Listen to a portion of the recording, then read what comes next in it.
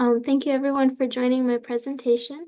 My name is Lizett Aguilar, and this summer I'm a data fellow with the State of Texas Education Agency, or TEA for short. Today I'll be presenting my work this summer evaluating early literacy initiatives in the state of Texas. So a little bit about me before I get started. I'm currently a graduate student at the University of Michigan's Master of Public Policy and Master of Information Science programs. Most of my work experience prior to graduate school and during has been in the U.S. social policy areas, and I'm currently interested in the intersection of data science and U.S. social policy. So like I just mentioned, my fellowship experience this summer included participating in a program evaluation of early literacy initiatives in the state of Texas. And before I go into more detail about my project, I'd like to define two key terms that I'm going to mention often throughout my presentation. The first is early literacy initiatives. So these are programs and resources aimed at improving reading instruction, so how reading is taught, and student reading outcomes. So these are typically student test scores at the elementary school level. The next term that I'm going to mention often is program evaluation. So this is the process of evaluating the effectiveness and efficiency of projects, policies, and programs, and it can be done in a number of methods. So in the past 5 years, the state of Texas has implemented multiple early literacy initiative programs. And the two initiatives that my project is evaluating are Reading Academies, which is a mandatory training for kindergarten through third grade teachers and principals, and high quality instructional materials, which are state-provided teaching materials for educators. And these programs have been in use over about the past 5 years, so TEA is now evaluating their effectiveness through a program evaluation. Now, some reasons for these initiatives being implemented include that in 2019, as many of you recall, the COVID-19 pandemic really changed the ways that schools provided services to kids. Many schools closed and provided instruction virtually, and we know that this was not perfect. And as a result, we did see a drop in reading scores after 2019. So this is one reason that these initiatives were implemented. Another reason is also that not all districts throughout the state used research-backed reading instruction techniques. So these initiatives are one way to facilitate the statewide implementation of techniques that are research-backed. And these reasons for implementing, among others, also provide us with really compelling reasons to evaluate the effectiveness of these programs after they've been implemented. And the program evaluation's current research questions focus on whether the use of these initiatives affect student literacy outcomes. So these are typically measured through student reading test scores, and whether the model type of one of these early literacy initiatives affects those outcomes. And the project focuses on kindergarten through third grade. Now, for some context, kindergarten through third grade students make up over 1.55 million students in Texas public schools. And just to put this into perspective, this number is more than the population of 11 states in the country. So it's a lot of students.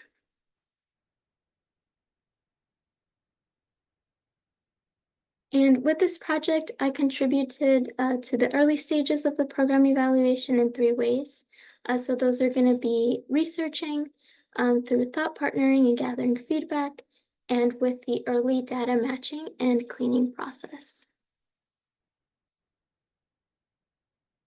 So the first component that I helped with on this project was the research component.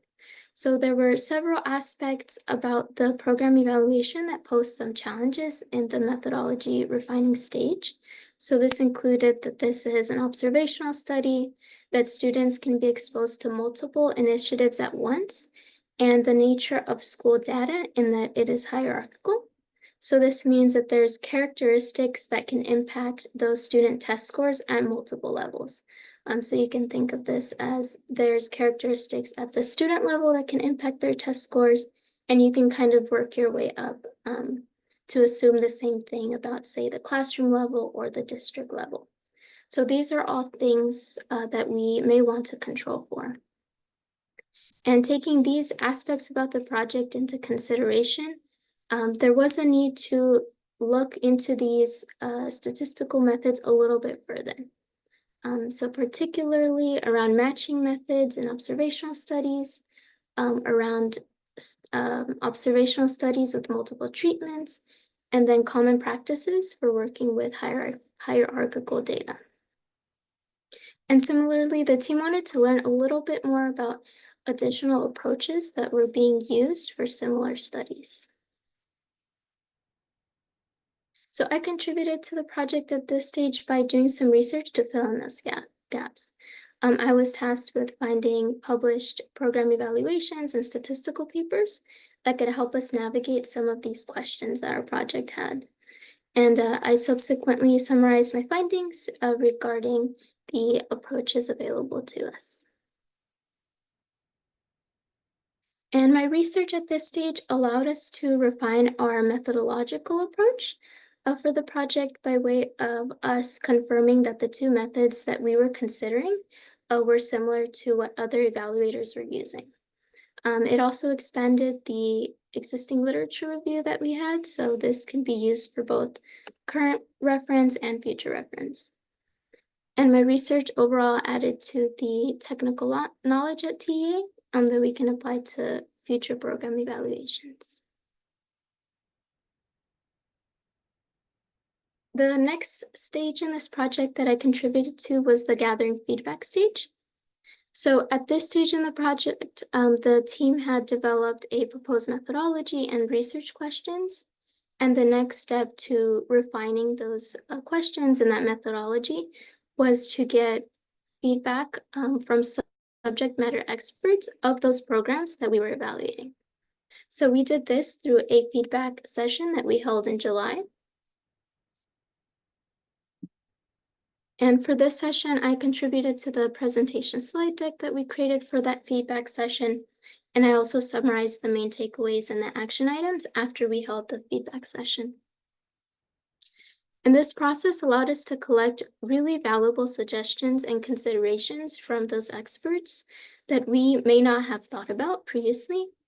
And this in turn allowed us to evaluate and adjust our methodology and research questions.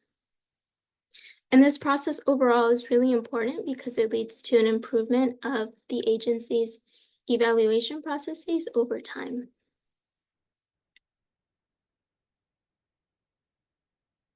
And the last stage of the project that I contributed to was the early data cleaning and matching process. So my first stage with this process was really just to become familiar with educational data. I became familiar with what kind of data is collected, how it's collected, and most importantly, what segment of that data was important for us. And one very important aspect about the data at this stage is that it lives in separate places and it needed to be merged before the analysis could be conducted. So this means that we have student data in one place, teacher data in another, and we need to join which teachers taught which students. And even though this seems like a fairly simple process, it actually is a little bit more complicated than that. So before I could work with that actual data, I practiced with some test data. I joined some test data tables using Python to look at some initial numbers and do some initial quality control checks.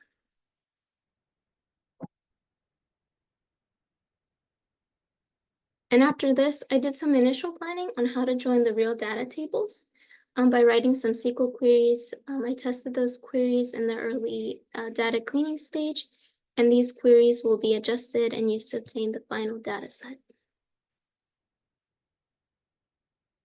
And I'd like to end with a recap of my takeaways and the impact from my work with TEA this summer. So this summer, we've created a strong foundation and framework for an effective program evaluation process that can be replicated in the future in a way that meets both agency priorities and the needs of the 5.5 million students enrolled in public schools throughout the state. I'd like to acknowledge Jonathan at TEA for his supervision, Brittany and Chris for bringing me on this project, and the entire Coding It Forward team for their support this summer. And thank you all for coming to my presentation. I'm now happy to take any questions you might have.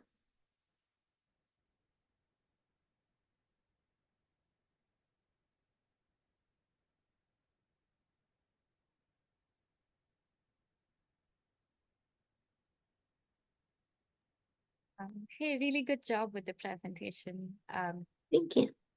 This seems like a really large and like complex process that's going to take even more time. I was wondering which parts of this project would you have been interested in exploring next further? Yeah. I think if I had more time this summer, maybe 2-3 more weeks, it would be really interesting to look at the final merged data set and to run some numbers. We were particularly interested in the extent to which we could match those students with their teachers. And we were also interested in whether there was any differences between the groups of students that we did match and the group of students that we couldn't get perfect matches for. And some of that has to do with like students moving and just changes that happen throughout the school year. So I think that would have been really interesting just to get an initial look at the numbers.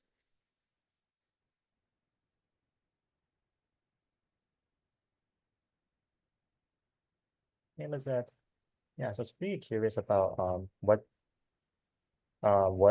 metrics, not metrics, what assessments we use to track the students' literacy levels. We're looking at the state test scores, their grades in ELA class, but like I'm not sure if you mentioned it, maybe I just missed it. Yeah, no, I haven't mentioned it, so thank you for your question. So I believe that we are using state exam scores, particularly the reading scores, but in some of the conversations, we have talked about other measures that are available to us. But for now, I think it's those star reading scores.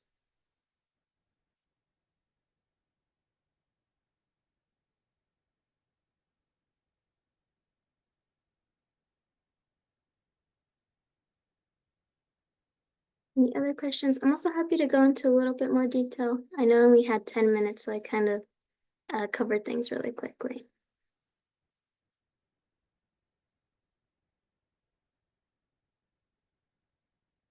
Lizette, great job. This is super interesting.